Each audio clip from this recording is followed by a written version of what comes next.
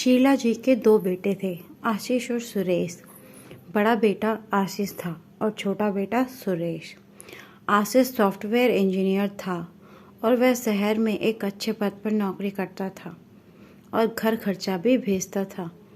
और सुरेश का पढ़ाई में लिखाई में उसका मन ही नहीं था, तो वह अपने पिता के साथ खेतों में काम करता था।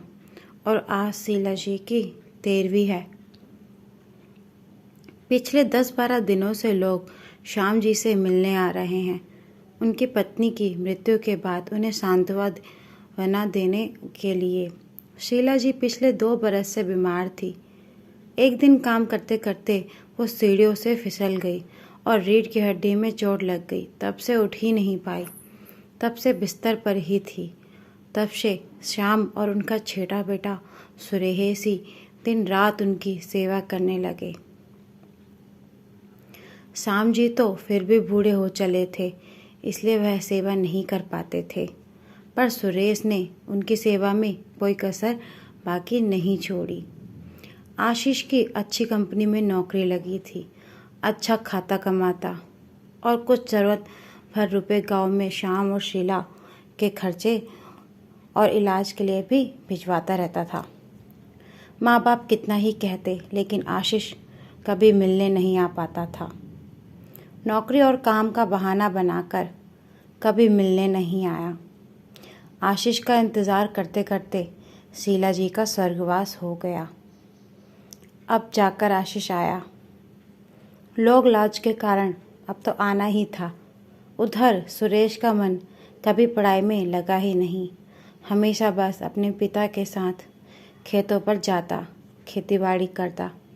कभी कभी शीला और श्याम कहते कि ये हमारा खोटा सिक्का है जो पढ़ लिख ना सका, और सुरेश को खरी खोटी भी सुनाते थे।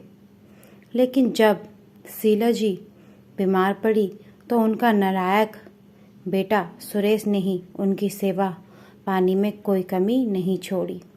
सुरेश ने मन लगाकर अपनी माँ की सेवा की और आशीष तो केवल घर खर्चा और इलाज के पैसे भेज देता था, लेकिन अपनी बीमार माँ से एक बार भी मिलने नहीं आया। 13वीं वाले दिन किसी रिश्तेदार ने श्याम जी से कहा, शीला जी की 13वीं और रस्म पगड़ी का बहुत अच्छा इंतज़ाम किया है। आपका बड़ा बेटा आशीष बहुत लायक है, जो इन सब का खर्चा उठाने में सक्षम है, समर्थ है। नहीं तो आपका छोटा बेटा सुरेश तो खोटा सिक्का ही निकला। इतना सुनकर सुरेश जी कहते हैं, भाई साहब आप सही कहते हैं, सुरेश खोटा सिक्का ही है, पर ऐसा खोटा सिक्का जिस तरह एक किसान के 2 घड़ों में से एक घड़ा साबुत और घर में पानी भरने के काम आता है, वो तो आप आशीष को समझ सकते हैं। और छोटा चटका हुआ घड़ा मेरा सुरेश है, जो निस्वार्थ बिन कहे उस घड़े की तरह मेरे आंगन को सींचता रहा, अपनी माँ की सेवा करता रहा। इस खोटे सिक्के की कीमत शीला जी और मुझे बाद में पता चली। भाई साहब मैं तो हमेशा समझता था कि ये एक दिन मेरा नाम डुबो देगा, पर ये ही है भाई साहब जिसने हर रिश्ते की लाज रखी। मैं तो कहूँगा खोटा तो खोटा सही, ऐसे खोटे सिक्के ने ही मेरे घर परिवार के सभी रिश्तों को खोखला होने से बचा लिया।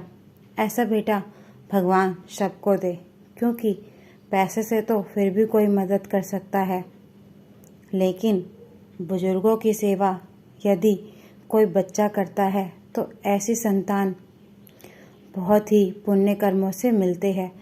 और ये मेरे पुण्य कर्म है कि मुझे सुरेश जैसा खोटा सिक्का बेटे के रूप में मिला। यही खोटा सिक्का मेरे परिवार की मजबूत नींव है।